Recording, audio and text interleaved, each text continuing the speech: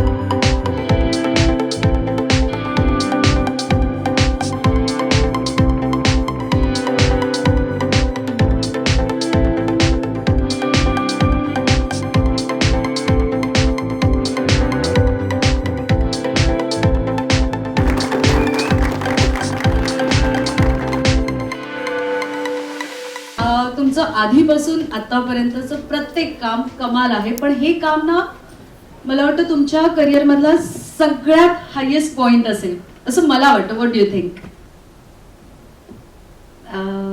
माहित नाही. आता ते 15 मे नंतर कळेल की काय, कारण प्रेक्षक जो बघणार आहे, common people who's going to watch it, ती जी हे देणार आहे त्यावेळी कळेल. ॲज अन ॲक्टर म्हणून परफॉर्म करताना तुम्हाला काय वाटलं की काहीतरी, कारण फार कमी लोकांनी हा प्रयोग केलेला आहे मराठी सिनेमात तरी. So what are you feeling? थोडाशा घाबरला होता की you are very excited? No, of course मी एक्सायटेड होतेच आणि घाबरले पण होते, कारण आपण हे असं रेग्युलर याच्यामध्ये नाही केलेलं. एक अतिशय महत्त्वाचा आपण एक फिल्म करतोय आणि एक असा प्रयोग करतोय ज्याच्यामध्ये आपण बरंच काही सांगतोय की जे जसं आता याने समीरने सांगितलं की जो ॲक्सेप्टन्स समाजामध्ये एक माणूस म्हणून पाहिजे, तो आपल्याला समोरच्यांना दाखवायचा होता. आणि त्याच्यासाठी ते मला पहिले ॲक्सेप्ट करणं आणि मला ते शिकणं आणि ते समजून घेणं आणि मग ते करणं अवघड होतं. पण मला वाटतं की एक खूप चांगलं एक तर लिखाण खूप छान आहे आणि स्टोरी खूप छान होती आणि आम्ही सगळे म्हणजे गिरीश, समीर, मुक्तल, आमची टीम खूप छान झाली होती. त्यामुळे मजा आली आणि खूप काही शिकायला पण मिळालं. That's so nice. Girish sir, तुम्ही काय ठरवलं आयुष्यामध्ये मी वेगवेगळ्याच प्रकारच्या फिल्म करणार, असं नॉर्मल रोल करायचंच नाही मला, काहीतरी तुफान? नॉर्मल मध्ये घेत नाही कुणी म्हणून त्यामुळे असं कुठेतरी आडवाटेला जावं लागतं. या चित्रपटाचा विषय वेगळा होता, तुम्हाला काय म्हणून यांनी कन्व्हिन्स केलं? काय मनधरणी करायला लागली की व्हॉट वॉज इट? नाही, मनधरणीपेक्षा त्यांनी एक संहिता लिहिली होती. आम्ही दोघांनी मिळून एक वेब सिरीज केली आणि त्या दरम्यान आमचं मैत्र जुळलं. म्हणजे ऍक्टर म्हणून माझा असलेला इगो आणि लेखक म्हणून माझा असलेला इगो याच्या पलीकडे जाऊन कोणत्या तरी दिग्दर्शकाला आपला नेता म्हणून निवडायचं, ही प्रक्रिया मैत्रीतनं घडते. त्यामुळे उमेश डिरेक्ट करत असेल तर मला आवडतं, नागराज करत असेल तर आवडतं, समीर तिवारी करत असतील तर आवडतं. तर तसं आमचं मैत्र जुळलं आणि मग त्यांनी सांगितलं की असं असं मी मराठी एक स्क्रिप्ट लिहिलंय, तुम्ही करणार का, बघा ते तू. तर ते मी पाहिलं पहिल्यांदा आणि तो कदाचित 21वा ड्राफ्ट असावा. नाही आवडला मला अजिबात आवडलं नाही आणि मी म्हटलं नाही बुवा हे काय जमत नाही वगैरे वगैरे. आणि त्याच्यानंतर मग पुढे 30 ड्राफ्ट वगैरे झाले असो. पण संहितेवर काम करण्याची जी लगन, जो ध्यास आहे तो, त्याच्याबद्दल तुमचं एकमत झालं दिग्दर्शकाशी. ही संहिता हा प्राण आहे, त्याच्यावरती काम केलंच पाहिजे अगदी शेवटच्या क्षणापर्यंत. म्हणजे इतके ड्राफ्ट करून इतक्या वेळा त्याच्यात सुधारणा करूनही ऐनवेळी असे प्रसंग आहेत चित्रपटात की जे ऐनवेळी तिथल्या तिथे इम्प्रोव्हाइज पण केलेले. तर या पद्धतीचं मोकळेपण, स्वीकारशीलता ही आमच्या दिग्दर्शकामध्ये होती. त्याला त्या पद्धतीचा पाठिंबा निर्मात्यांचा होता. म्हणजे ही सोपी गोष्ट खरंच नाही. म्हणजे आपला नवरा नुसतं खर्च करतोय म्हणून टेन्शन येण्याचा प्रश्न नाही, पण नंतर त्या सगळ्याची जबाबदारी घ्यायची आपल्याला, त्या आर्थिक विनियोगाची, नंतर तयार होणाऱ्या प्रॉडक्टची. अशा अर्थाने खूप मोठा अवघड रोल होता त्यांचा. आणि सुदैवाने त्यांचं दोघांचं मैत्र हे याच्यात रिफ्लेक्ट झालं. म्हणजे ते मित्रत्व ही अशी एक गोष्ट आहे ना की जी देहाची सगळ्याचीच बंधनं लांघून पलीकडे जातात. त्या मैत्रीची गोष्ट आहे, त्या माणूसपणाची ही गोष्ट आहे आणि ती त्यांच्या सहजीवनातनं एका परीनं आकाराला आलेली आहे. सो असा अनुभव आम्हाला मिळाला. सो त्यामुळे पहिला जरी नकार दिला तरी नंतर इव्हेंच्युअली मी त्यांच्या संघामध्ये सहभागी झालो आणि त्यांनी मला सहन केलं. अगदी बरोबर बोलला. मी काय वाक्य खरी बोलतो. बाकी तुम्ही गोष्टी डान्स करता, तुम्ही लिहिता. मी आता पाहिलं त्या टीजर मध्ये तुम्ही डान्स करत होता इंस्टाग्रामवर. पण या फिल्मच्या बाबतीत कुठली गोष्ट तुम्हाला कठीण वाटली? सगळंच कठीण होतं. कारण मुळात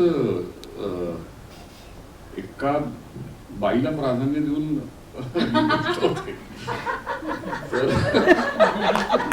म्हणजे आपल्या या पुरुषी समाजामध्ये जरा कुठे बाई पुढे गेली एक पाऊल की सगळे पुरुष थरका पुरतो ना, धरणीकंप झाला. तर आणि मी कुठला असा म्हणजे हे जरा पुढे गेले. पण त्या कामी खरंच समीरनी खूप मदत केली. आणि त्यामुळे आता तुम्हाला विषय असा मांडायचा आहे की ज्यामध्ये तुम्ही देहाच्या पलीकडे जाऊन आकाराला येणारी मैत्री, प्रेम याबद्दल बोलणार आहात. तर तुम्ही ते पात्र साकार करताना तुमच्यात तसे भाव होत आहेत का नाही तयार? आणि तसं असेल तर मग तो अभिनय चांगल्या सात्विक कुळातला होतो. आणि त्यामुळे खूप अवघड होतं, सोपं अजिबात नव्हतं. पण मग त्याचे काय असतात ते ऊर्जा निर्माण करताना थोडं पोल्युशन होतं. तसं थोडं पोल्युशन मी केलं, यांना खूप त्रास दिला. पण मी ते शोधलं त्या अंगाला. आणि तो मजेशीर असतं म्हणून ऍक्टर व्हावं. ते ऍक्टर होणं काही सोपी गोष्ट नाही. खूप फोटो काढून घ्यावे लागतात, समारंभाला जावं लागतं. नाही म्हणजे विनाकारण फोटो काढून घ्यावे लागतात, कपडे सुंदर दिसावं लागतं. म्हणजे सुंदर मला लिमिटेशन आहेत, पण कपडे घालावे लागतात. तर हे सगळं करत बसावं लागतं. हे सगळे ऑक्युपेशनल हॅझार्ड्स आहेत. पण असा एक माणूस जगून पाहता येतो जो तुम्ही कधीच बनू शकणार नाही कदाचित. सो अशा कुठल्या तरी दिव्यत्वाचा स्पर्श असलेल्या प्रदेशामध्ये माणूस म्हणून तुम्हाला थोडा वेळ का होईना जाऊन येता येतं. That is fascinating charm of acting. आणि म्हणून परत परत ऍक्टिंग करावं असं वाटतं.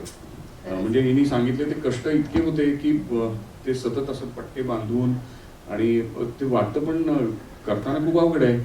ऊन होतं, दमट हवा समुद्र किनाऱ्यावर करत होतो अशा सगळ्या गोष्टींमधनं माणूस जातो ते केवळ एवढ्यासाठी की नंतर त्याचं फलित जे पाहतो आपण तेव्हा लक्षात येतं की अरे काहीतरी गंमत आहे.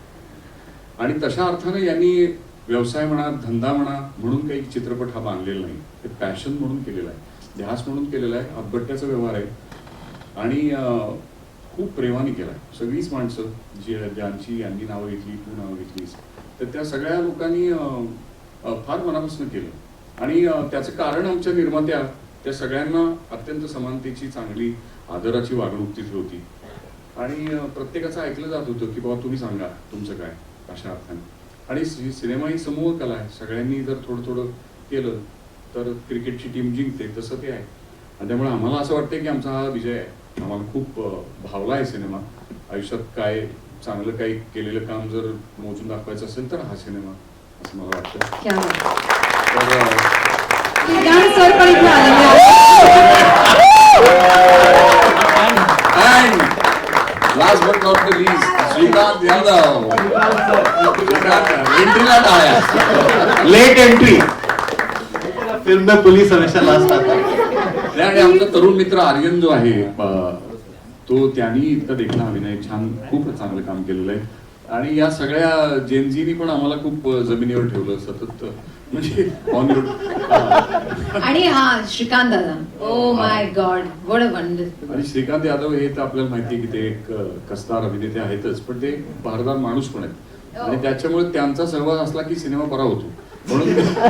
म्हणून त्यांना मी म्हणून मी त्यांना आवर्जून आमच्या चित्रपटामध्ये मी आणि उमेश घेत आलो. समीरना मी पहिल्यांदा ते सांगितलं होतं की म्हटलं यादव घ्या, मग पुढचं बघू. कृष्ण आपल्या बाजूला पाहिजे, हा हे महाभारतापासून आहे. कृष्ण आपल्या बाजूला घ्या, मग बाकी फौज कुठेही जाऊ द्या.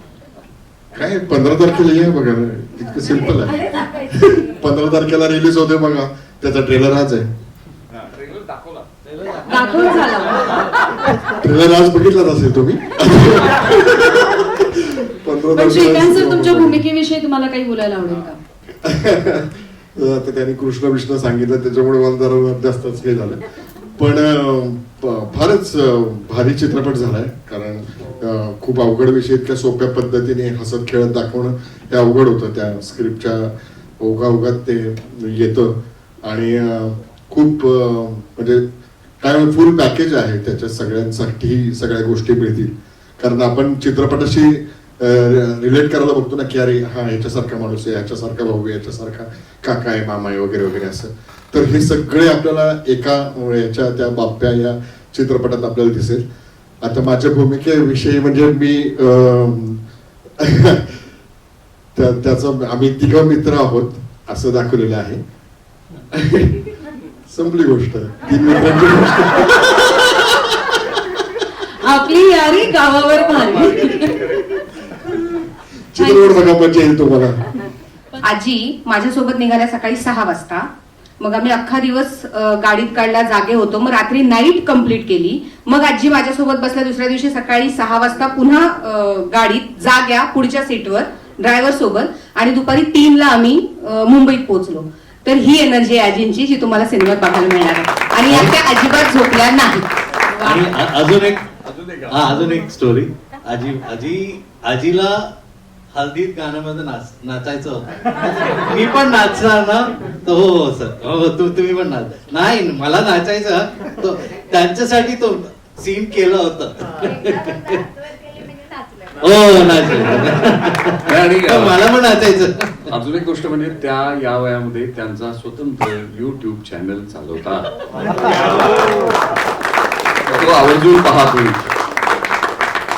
आनंद इतका झालाय की मला इतक्या चांगल्या टीम सोबत पहिल्यांदा इतका मोठा सिनेमा करायला मिळाला. आणि भलेही त्याच्यामध्ये छोटे छोटे 5-6 सीन होते, पण ते सीन माझ्याकडून समीर सरांनी इतके सुंदर करून घेतले की मी काल जेव्हा सिनेमा बघण्यासाठी आले सगळेजण, तेव्हा जेवढे राजश्रीला आणि जेवढे गिरीश सरांना भेटत होते लोक, तेवढे लोक मला पण भेटले. आणि माझं खूप कौतुक झालं. या कौतुकाचे पहिले हकदार माझे दिग्दर्शक आणि माझे लेखक आहेत आणि माझे सहकलाकार आहेत. म्हणजे मला इतकं कौतुक, हे अजून माझं संपलेलं नाही, मी त्याच ह्याच्यात, त्यामुळे मला जास्त बोलता येत नाही.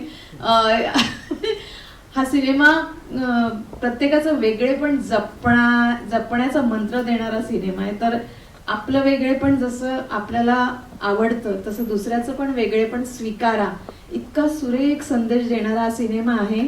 आणि संदेश देता देता त्यांनी आपल्याला बारकं बारकं हसवलेलं सुद्धा आहे. पण ते हसवलं म्हणजे पंचेसचं हसवणं नाही बरं का, म्हणजे चला आता मी पंच मारतो आणि विनोद करतो, नाही.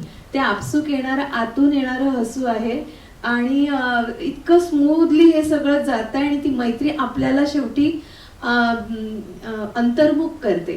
तर असा इतका सुंदर सिनेमा प्लीज चुकवू नका, प्रत्येकाने बघा, थिएटरमध्ये जाऊन बघा आणि असे सिनेमे चालले पाहिजे, ही भगवंताकडे मी प्रार्थना करते. माझी मराठी जास्ती स्ट्रॉंग नाहीये, which is why I had to take on very good actors, you know. So Girish sir told me की अरे तुला मराठी पण नाही येत, पण don't worry, we'll handle it. आणि I'm with you, and so every day he used to give me Marathi classes. That's so He said मी फक्त मराठीमध्ये बोलणार तुझ्याशी. आणि that was that. सेटवर मराठीमध्ये बोलायला सांगून कोणी रॅगिंग वगैरे केली आहे? नाही काय, मी डिरेक्टर आहे, मला कोण सरांनी सगळ्यांची केली. She agrees. मराठी बोलून बोलून तुम्ही सगळ्यांची रॅगिंग केली असं म्हणायचंय. half the time nobody understood my Marathi. But you speak really well and keep at it. Thank you. मुक्तलजी, मला तुम्हाला विचारायचा एक खूप कठीण प्रश्न आहे. आजकाल मराठी फिल्म म्हणा किंवा कुठल्याही फिल्म्स म्हणा 1-2 महिन्याच्या कालावधीमध्ये सुरू होऊन संपून जातात. ही फिल्म ह्याचा जर्म जिथपासून सुरू झाला ती आता सिनेमागृहात येईपर्यंत 5 वर्ष लागली. हा 5 वर्षांचा प्रवास कसा होता आणि 5 वर्ष काय लागली? 5 वर्ष बेसिकली नाही, 3 years in conception, 2 years in making. रायटिंगला वेळ लागला, कारण रायटिंगला खूप subject- वेळ लागला. आमचे I think we did almost 51 drafts. Yes, so writing त्यांनी 20 odd drafts केलाय आणि पूर्वीचा अजून 20 ड्राफ्ट होत आहे. तो इट्स लाईक, आणि सेटवर आम्ही अजून 10 ड्राफ्ट केलं. Every day new draft, but the result is for everyone to see. So I am saying की फिल्म मध्ये ना only rewriting works. You have to keep writing and writing and writing till you get it. Taking mental notes. Yes. किती frustration आलं किंवा किती मजा आली? दोघांपैकी एकच काहीतरी नाही, होऊ दोन्ही आलं, खोटं दोन्ही नाही आलं. बोलणार. कारण काय होतं, एका पॉइंटला गेल्यावरती फ्रस्ट्रेशन पण येतं की आपल्याला क्रॅक होत नाहीये आयडिया, आणि विषय खूपच अवघड म्हणता येईल. कारण आम्हाला कुठेही सिरियस फिल्म बनवायची नव्हती, एंटरटेनमेंट कुठेही सोडायचं नव्हतं. सो करमणूक आणि एक खूप महत्वाचा विषय हँडल केलेला आहे सरांनी. सो ते लिहिताना आम्हाला बऱ्याच वेळा क्रॅक नाही व्हायचं, एक्झॅक्टली काय लिहावं आणि जे प्रेक्षकांना आवडेलही आणि आम्हाला जे सांगायचंय ते लोकांपर्यंत पोहोचेल. सो त्यासाठी खूप मेहनत करावी लागली आणि एक एक शब्द मी पोस्ट पण टाकली, त्याच्यामध्ये पण मी लिहिले. आम्ही पहिल्या ड्राफ्ट पासून जे बसलोय, एक एक सीन, एक एक शब्द, जस्ट बिकॉज आम्ही सगळे आता कोकणातली फिल्म असल्यामुळे कोकणातले वेगळे शब्द आहेत. सो त्याचा अर्थ बऱ्याच वेळा माहिती नसायचा, मग त्याच्यावर डिस्कशन व्हायचं की हा इथे योग्य आहे का.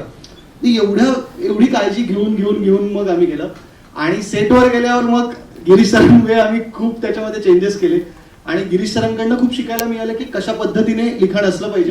He is such a fabulous writer himself. आणि मास्तर आहेत ते आमचे आता, त्यांनी खूप शिकवलं.